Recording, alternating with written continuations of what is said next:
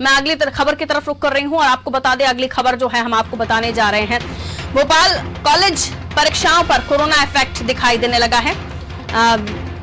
अप्रैल की जगह मई में विश्वविद्यालय की परीक्षाएं होंगी और यूजी अंतिम वर्ष और पीजी चौथे सेमेस्टर की ऑफलाइन परीक्षाएं ही होंगी। ये शिक्षा मंत्री मोहन यादव ने साफ कर दिया है कि यूजी पीजी की परीक्षाएं जो है वो ऑफलाइन होंगी। बाकियों को लेकर उन्होंने कहा कि जो और परीक्षाएं हैं वो जरूर इस पर जरूर सरकार का विचार है।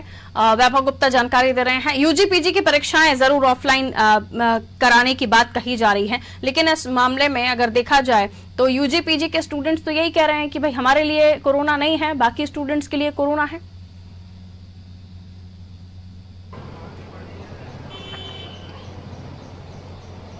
जी पारुल जी, बात किसी भी खबर की जाए, प्रत्यक्ष या अप्रत्यक्ष तौर पर उसमें कोरोना अब जरूर जुड़ा होगा। बिल्कुल। जो हम खबर की बात कर रहे हैं, हायर एजुकेशन को लेकर जो यूजी पीजी की परीक्षाएं होनी है उसको ऑफलाइन कराने की बात सामने आ रही है। मुख्यमंत्री शिवराज सिंह चौहान ने कल बैठक भी की, जिसके बाद उच्च शिक्षा मंत्री मोहन यादव ने प्रेस कॉन्फ्रेंस करके इस जो पूरी जानकारी दी किस तरीके से परीक्षा को कंडक्ट कराया जाएगा, कोरोना गाइडलाइन का पालन किया जाएगा। आप बहुत ज्यादा परीक्षाओं को टाल नहीं सकते हैं। चुनावों को भले ही टाला जा सकता है, लेकिन अगर आप परीक्षाओं को टालते हैं तो कहीं ना कहीं पूरा साल खराब होता है, पूरा जो एजुकेशन कैलेंडर होता है वो गड़बड़ा जाता है। इसलिए सरकार के द्वारा कोशिश की जा रही है कि कोरोना गाइडलाइन का पालन करते हुए यूजी पीजी की परीक्षाएं आयोजित कराई जाए। हालांकि जो स्टूडेंट्स हैं जो कि यूजी पीजी की परीक्षा में शामिल होंगे, उनका सही कहना है कि क्या हमें कोरोना का डर नहीं है, क्या हम कोरोना संक्रमण का शिकार नहीं हो सकते। लेकिन जिस तरीके से सरकार लगातार कह रही है कि अगर आप कोरोना गाइडलाइन का पालन करते हैं, अपने चेहरे पर मास्क लगाते हैं, सोशल डिस्टेंसिंग का पालन करते हैं, सैनिटाइजर का उपयोग करते हैं, तो कहीं ना कहीं 90 से 95% तक कोरोना के संक्रमण से आप दूर रह सकते हैं।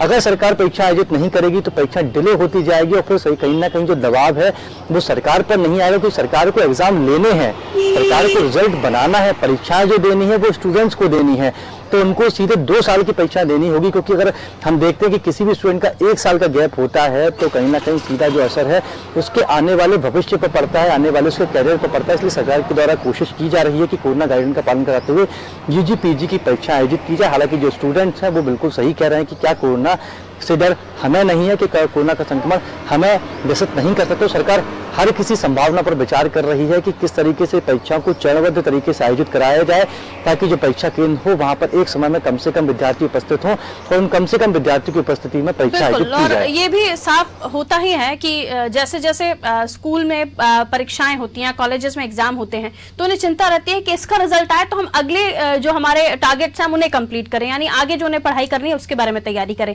तो सही कहा आपने कि कैलेंडर डिस्टर्ब ना हो, ये ध्यान रखना जरूरी है। बहुत बहुत शुक्रिया वैभव जानकारी देने के लिए। तो इस बुलेटिन में खास तौर पर हमने फोकस किया जो बड़ी खबरें हैं उनको आप तक लेकर आए, एक अच्छे तरीके से विश्लेषण हो, और वो पूरी कोशिश हमने की। उम्मीद है कि ये कार्यक्रम आपको पसंद आ ही रहा होगा, जिसमें हम बड़ी खबरों को लेकर आपसे रूबरू कराते हैं। और आज दिन भर ये बड़ी खबरें आपको हर वेब पोर्टल्स पर, हर न्यूज चैनल पर दिखेंगी ही दिखेंगी। इसलिए सुबह सुबह आपको सारी जानकारियां अनादि टीवी ने उपलब्ध करा दी। मुझे दीजिए इजाजत, आप देखते रहिए अनादि टीवी। नमस्कार।